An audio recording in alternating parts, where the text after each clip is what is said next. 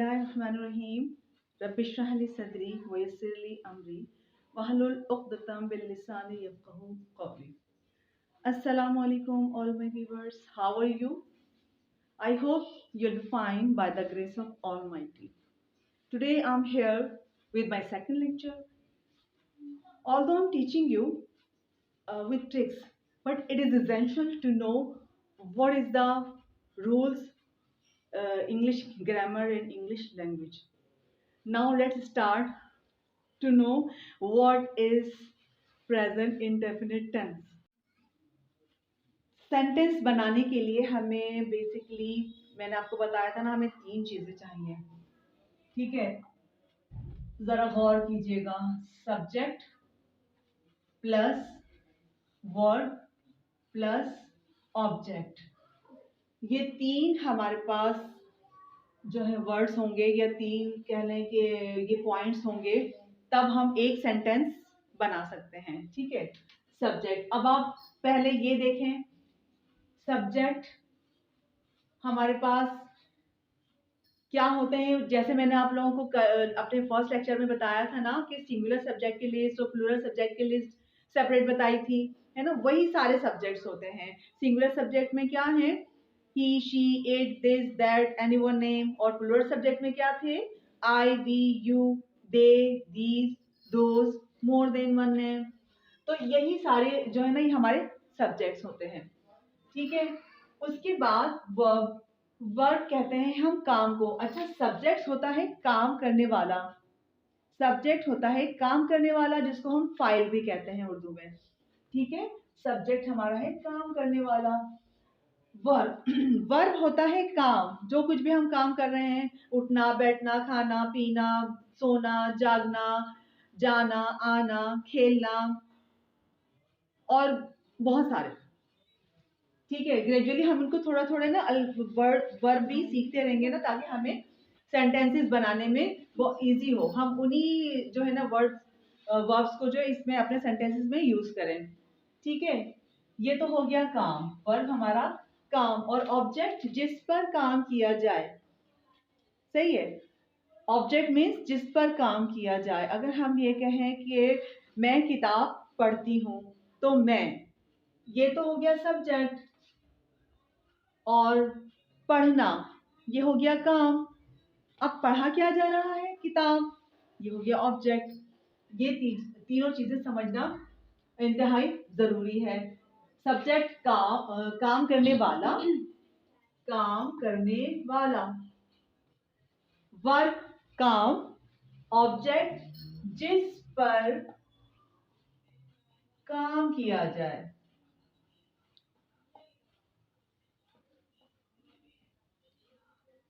ठीक है, जिस पर काम किया जाए। ये तीनों चीजें अगर आप जान जाएंगे, तो फिर हम आगे सेंटेंस को बनाने में हमें कोई मुश्किल नहीं होगी। चले, प्रेजेंट इंडेफिनिट समझ गए ना, सब्जेक्ट वर्ब एंड ऑब्जेक्ट।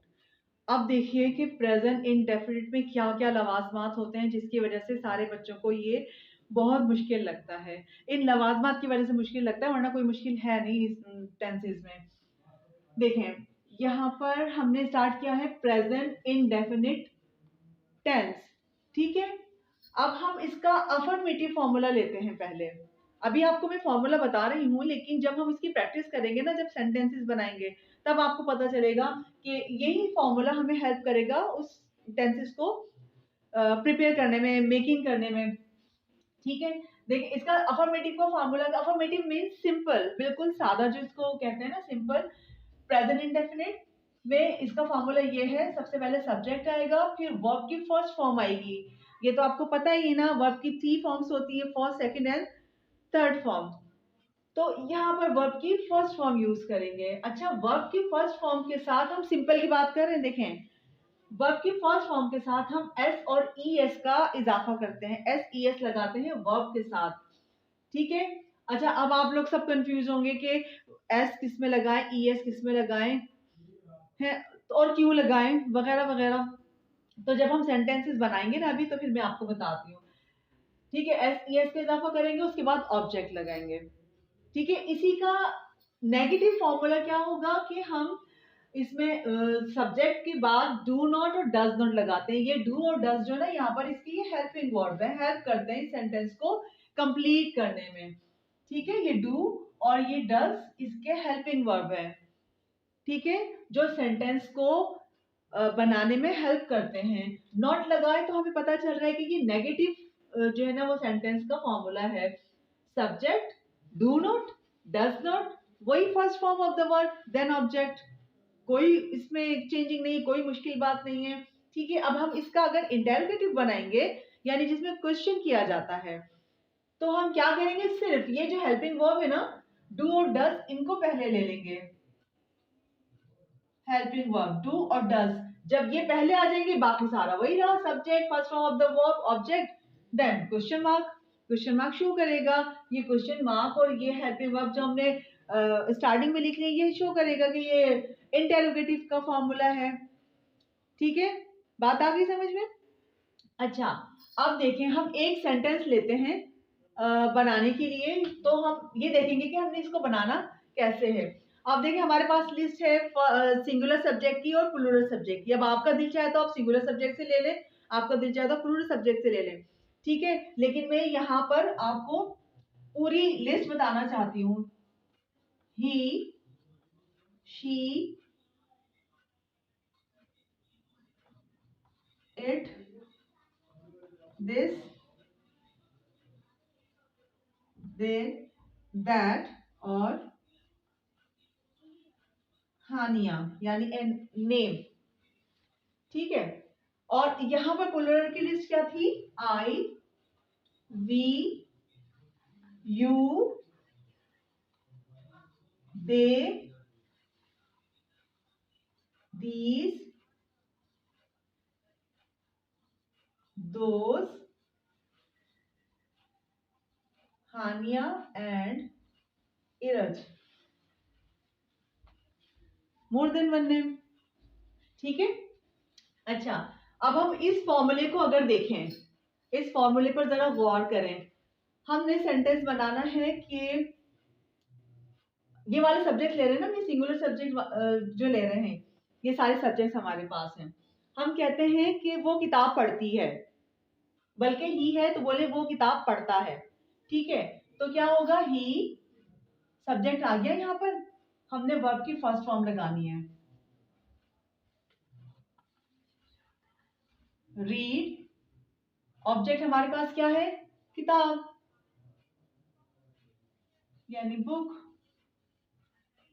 अब आप कहेंगे ये एस ई एस तो लगाया ही नहीं, ये जो एस और ई एस का हमने इजाफा करना है ना, ये हमने सिंगुलर सब्जेक्ट के साथ करना है। ये ना ही, शी, इट, दिस, दैट, इनके साथ जो भी सेंटेंस बनेगा हम यहाँ पर एस का इजाफा करेंगे। ठीक है, ई एस का कब करते हैं, जब हमारे पास यहाँ पर लास्ट में जो वर्ड है इसको अगर हम वॉविल आ जाता है, अगर लास्ट वाला वर्ड अगर वॉविल से स्टार्ट होता है तो हम ई एस लगाते हैं। सही है, वो जब सेंटेंस बनाएंगे तो फिर हम मजीद इसको जो है ना वो सीखेंगे। अच्छा, ठीक है, तो जितने भी सिंगुलर सब्जेक्ट है ना हम उसमें वर्ब के साथ एस लगाएंगे। जैसे मैंने अभी ये बताया, ही रीड्स बुक, है ना। अगर हम यहाँ आई के साथ कहेंगे तो आई प्ले हॉकी, इसके साथ हम इसको प्लेज नहीं कहेंगे। ठीक है ना, आई के साथ हमने एस ई एस कुछ नहीं लगाना। इसी तरह से शी के साथ हम लगाएं शी कुक फूड। अब हम इसके साथ हमने एस लगाना है क्योंकि ये सिंगुलर सब्जेक्ट है, शी कुक्स। अगर हम यहाँ पर एस नहीं लगाएंगे तो हमारा ये सेंटेंस रॉन्ग हो जाएगा। सही, ये टेंस जो है ना वो हमारा रॉन्ग हो जाएगा। She कुक्स food. सही, अब अगर हम यहाँ पे वी के साथ कोई सेंटेंस बनाते हैं, वी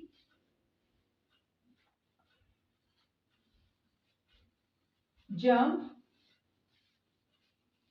ओवर द हिल। यहां पर हम एस नहीं लगाएंगे, करेक्ट। यानी अब इट देखिए, इट लुक्स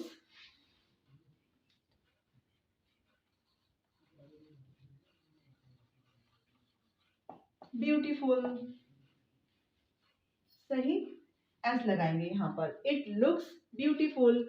लेकिन यहाँ पर हम डू के साथ जो भी सेंटेंस बनाएंगे, जैसे यू ईट मैंगो, ठीक है।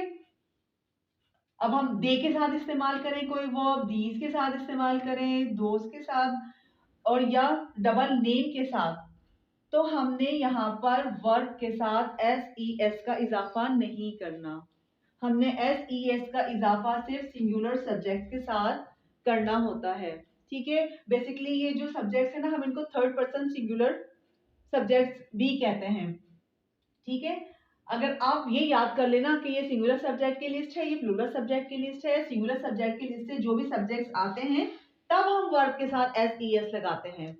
प्लूरल सब्जेक्ट के जो भी हमारे पास प्लूरल की लिस्ट के जो भी सब्जेक्ट हमारे पास आएंगे, हम उसमें वर्ब के साथ कुछ नहीं लगाएंगे, ठीक है। अगर ये बात सामने ये बात आपको अच्छे से समझ आ गई ना, तो देखिए जब हमने नेगेटिव बनाना है ना, यहाँ पर डू और डज है ना, डू नॉट और डज नॉट, तो जितने भी सिंगुलर सब्जेक्ट है ना, हम इनके साथ डज नॉट लगाएंगे, और जितने भी प्लूरल सब्जेक्ट है इनके साथ हम डू नॉट लगाएंगे। कोई किसी किसी को कोई मुश्किल नहीं होगी। जितने भी सिंगुलर सब्जेक्ट है हम क्या लगाएंगे, he does not, she does not, it does not, this does not. इसी तरह से जितने प्लूरल सब्जेक्ट हैं, I do not, we do not, you do not, they do not, these do not, ठीक है। सारे डू हमारे प्लूरल सब्जेक्ट के लिए हैं और सारे डज हमारे सिंगुलर सब्जेक्ट के लिए हैं। बात आई समझ में? ये नेगेटिव हो गया, नॉट लगा है तो जाहिर सी बात नेगेटिव का सेंटेंस है। अगर हम इंटेरोगेटिव पर आते हैं तो डू और डज हमारा पहले आ रहा है ना, तो जितने भी सिंगुलर सब्जेक्ट्स हैं उनके साथ हमारा डज आएगा। Does he read, does she cook, does it look। इसी तरह से हम इसके साथ हमारा do आएगा। do I play, do we jump, do you eat, इनके साथ do आएगा, ठीक है। एस ई एस का इजाफा हमने इसके साथ करना है, इसी तरह से हमने does इसके साथ लगाना है। एस ई एस का इजाफा इसमें नहीं करना और do हमने यहाँ पर यूज करना है। डू इसके लिए है, डज इसके लिए है, ठीक है। बस इतना तो समझ में मेरे ख्याल आ जाना चाहिए। अच्छा, जब हम डज इसमें इस्तेमाल करेंगे ना, जैसे हमने नेगेटिव बनाना है, देखिए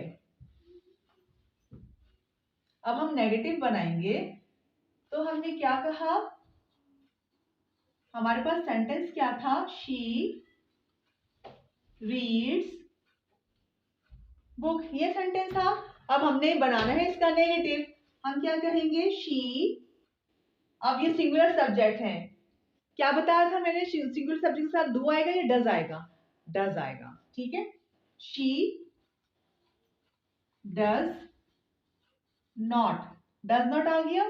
अब फॉर्मूला देखिए, शी है, डू नॉट, डज नॉट है, उसके बाद हमने वर्ब की फर्स्ट फॉर्म इस्तेमाल करनी है, तो वर्ब की फर्स्ट फॉर्म लगाएंगे, यहाँ पर क्या है, रीड, रीड्स है ना, यहाँ पर हमने रीड्स इस्तेमाल किया था, हम इसका नेगेटिव बना रहे हैं, तो देखिए यहाँ पर हमने एस लगा दिया, बल्कि देखिए ये ई एस लगाया, हमने डज किया, डज हमारे यहाँ पर आ गया, तो हम इसका एस हटा देंगे, हम यहाँ पर एस नहीं लगाएंगे, नेगेटिव में और इंटेरोगेटिव में।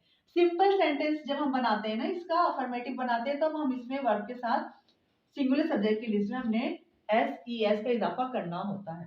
बस ये थोड़ी सी कंफ्यूजन है, अपनी इस कंफ्यूजन को दूर कर ले, यकीन जाने आपको किसी भी किस्म को कोई प्रॉब्लम नहीं रहेगी, इसको याद कर लें आप अच्छे से, ठीक है। तो शी डज नॉट जब हमने किया ना, तो हमने रीड्स का एस हटा दिया।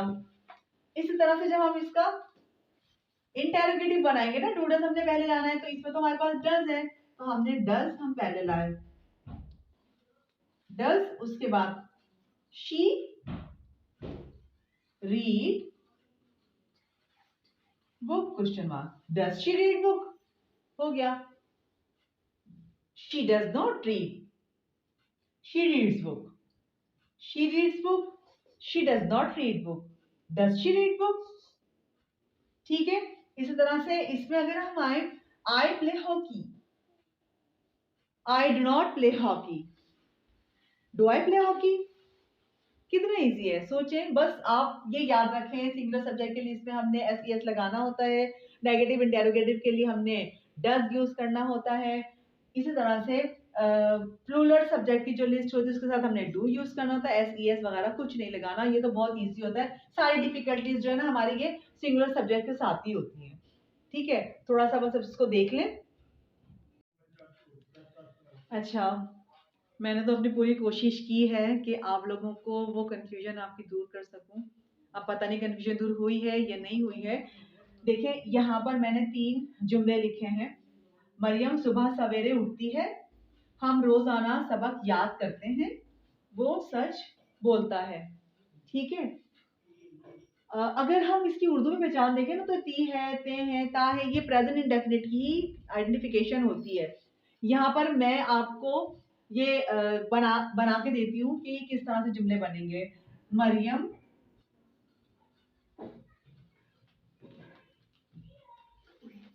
ये हो गया सब्जेक्ट। इसमें आप देखिए वर्ब क्या है, उठना, वेकअप। मरियम वेक अप कब? सुबह सवेरे, means early in the morning, early in the morning. ठीक है, अब देखिए Mariam single name, one name है ना, मतलब यहाँ पे हमें वर्ब के साथ एस लगाना है। वॉवेल तो है यहाँ पर, हमने ई एस नहीं लगा सकते, हम सिर्फ एस लगाएंगे यहाँ पर। ठीक है, अब ये सेंटेंस आपका करेक्ट हुआ है। Mariam wakes up early in the morning. इसी तरह हम रोजाना सबक याद करते हैं। वी, ये सब्जेक्ट हो गया। अब इसमें ढूंढे वर्ब क्या है, याद करना, याद करना। ठीक है, we L E A R N, learn. We learn, क्या याद करते हैं? Lesson. We learn the lesson रोजाना। ठीक है, डेली। ये हो गया, वो सच बोलता है। ही, ये तो हो गया सब्जेक्ट। अब इसमें ढूंढे वर्ब कहाँ है, बोलना। ठीक है, ही एस पी ई ए के, speak the truth, he speaks the truth. ठीक है, ये देखें ही हमारा सिंगुलर सब्जेक्ट के लिस्ट में है ना, इसलिए हमने यहाँ पर एस लगाया है, स्पीक्स। वी हमारा प्लूरल सब्जेक्ट के लिस्ट में था, हमने वर्ब के साथ कुछ नहीं लगाया। सिंगल नेम हमारा सिंगुलर सब्जेक्ट कहलाता है, सिंगुलर सब्जेक्ट के लिस्ट में था तो हमने इसमें एस लगाया। ठीक है, ये सेंटेंसेस मैं आपको बना के दे रही हूँ। मुझे उम्मीद है कि आपको थोड़ा बहुत समझ में आया होगा, लेकिन अब मुझे जानना यह है कि आपको समझ आया या नहीं आया, ये मैं कैसे जानूं। तो ऐसा करते हैं कि ये जो सेंटेंसेस मैंने बनाए हैं ना, इसके नेगेटिव और इंटेरोगेटिव बनाइए। इसके नेगेटिव और इंटेरोगेटिव आप लोग खुद बनाएंगे और फिर क्या करें, मुझे आप लोग कमेंट करें मेरे कमेंट बॉक्स में, और जो बिल्कुल करेक्ट नेगेटिव या इंटेरोगेटिव बनाएगा तो मैं इसको रिप्लाई करूंगी। ठीक है, तो चलें अभी हम फिलहाल अपना ये लेक्चर यहीं पर क्लोज करते हैं, क्योंकि मुझे पता है ये थोड़ा सा डिफिकल्ट है, लेकिन डोंट टेक एनी टेंशन।